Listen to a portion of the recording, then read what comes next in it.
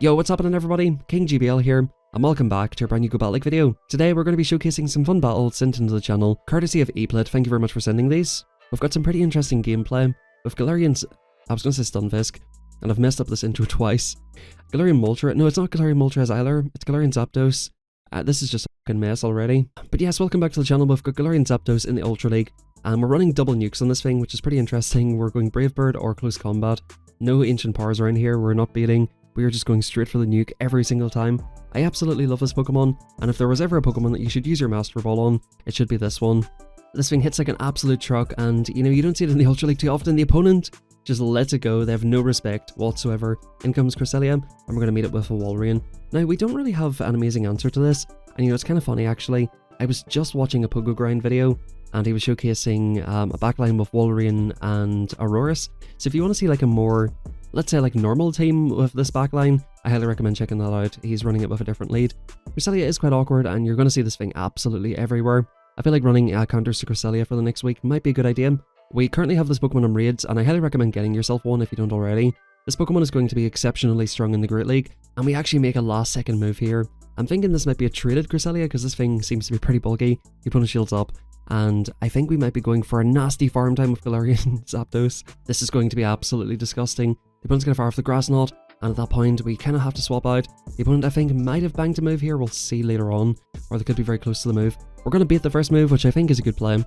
If they decide to call us, we can go straight Weather Ball, but at this point we can go for the Meteor Beam, get the boosted move, and we'll just handily take care of this game with Aurorus. So this looks like a good game well played.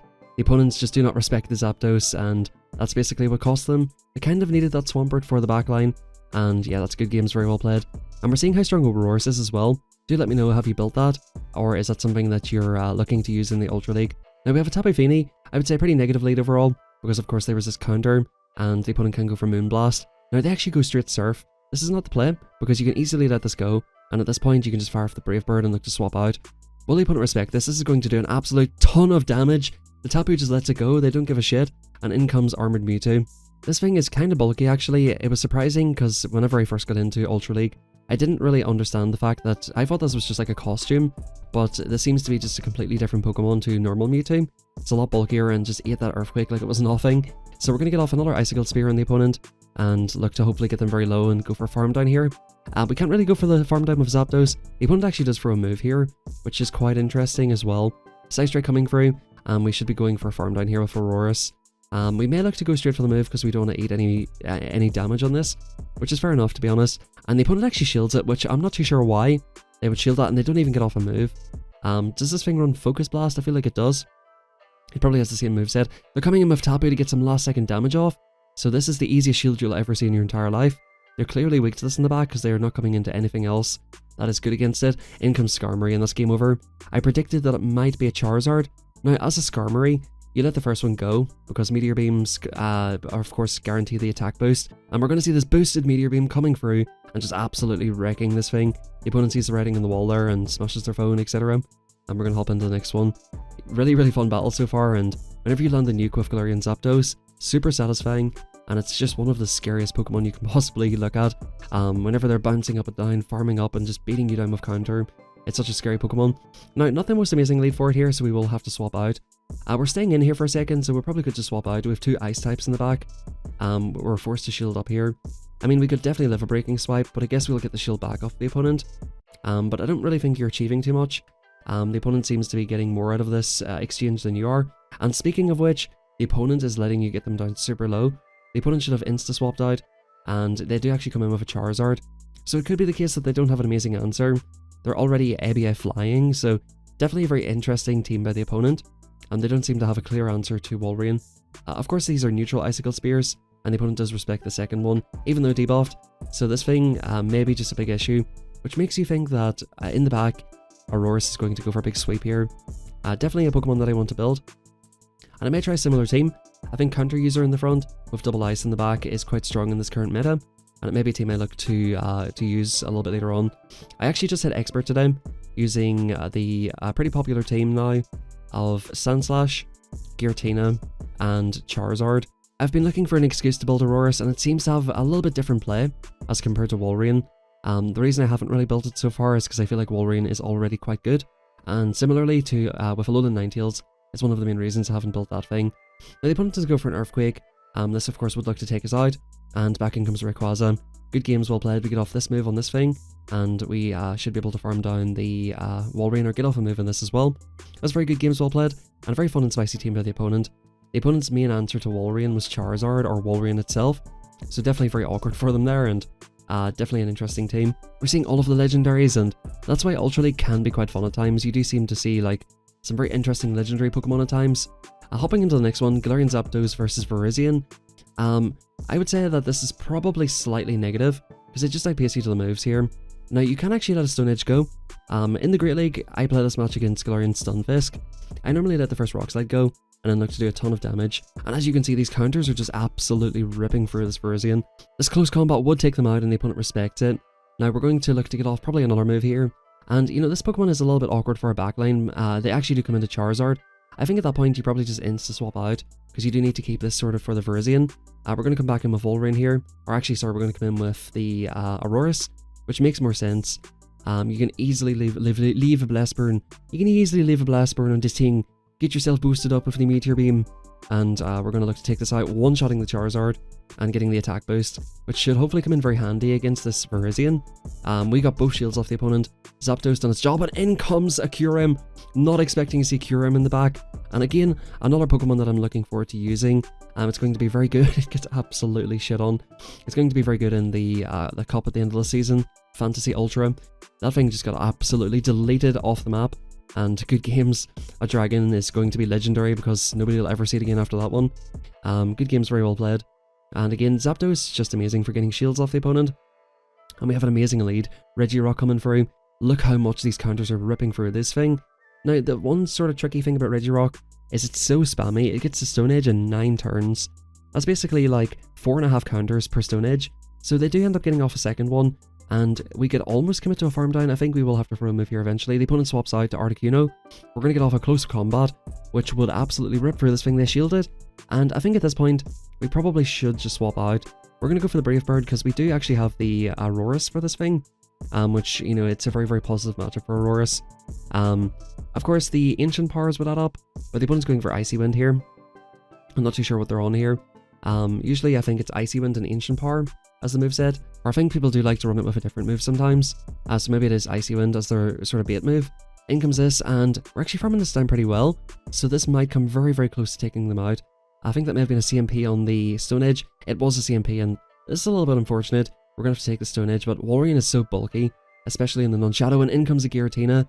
This Giraffe is just about to get frozen solid here by Walrein, and whenever it does eventually take us out, we don't really need to shield it here, and we can look to go for a sweep with Aurorus. So this is looking to be in a good position here. Double Ice in this league seems to be very good. Was that just the damage for Dragon Claw? Like, is Walrein just that thick? We're going to go for the banked Weather Ball here, which will take them out almost, and it's enough for the opponent to realize that the game is over. In comes Regirock. And once again, Zapdos just being so hard to deal with for the opponents. They just have to respect every move. And like, even if you get that rock type, you're able to live that move and get off back to back. So it's a very, very difficult Pokemon to deal with. Once again, we're seeing Virizion. Not too great for a backline, so we do need to stay in here. Double kicks are resisted, but of course, the Stone Edge would do a lot of damage. Now, Stone Edge, oh, it's Sacred Sword. So the opponent may actually not have a decent answer to this. They're going to go for another move. And we actually do shield this one. We're going to look to... Actually, it's a Walrein that comes in. So this could be a very similar team to ours. Double Ice with a Virizion lead. Or some sort of like a fighting in the lead with Double Ice. So it could definitely be Aurorus. Could be a Alolan Sandslash. This thing is generally used to draw out any sort of counter user that the opponent might have to allow your Pokemon to sweep in the back. So I quite like this team composition. And because we got those counters through, we'll be able to take this match even though the opponent's ahead in energy. As Walrein versus Walrein, you live 2 Earthquakes, right? From full health. So we've actually chipped them to the point where Earthquake will take them out, but this one Earthquake will not take us out. And it would be unlikely even at this range that the Icicle Spear would take us out. In this situation, I've played this match out several times, and you don't really take them out with the Icicle Spear from low health. Back in comes the Virizion. Unfortunately, they do get a few double kicks through, and we're actually going to come in with Aurorus this time. Now, we sort of are forced to shield. This will do a ton of damage, and the opponent swaps out, but we were actually kind of lucky there. The opponent swapped out.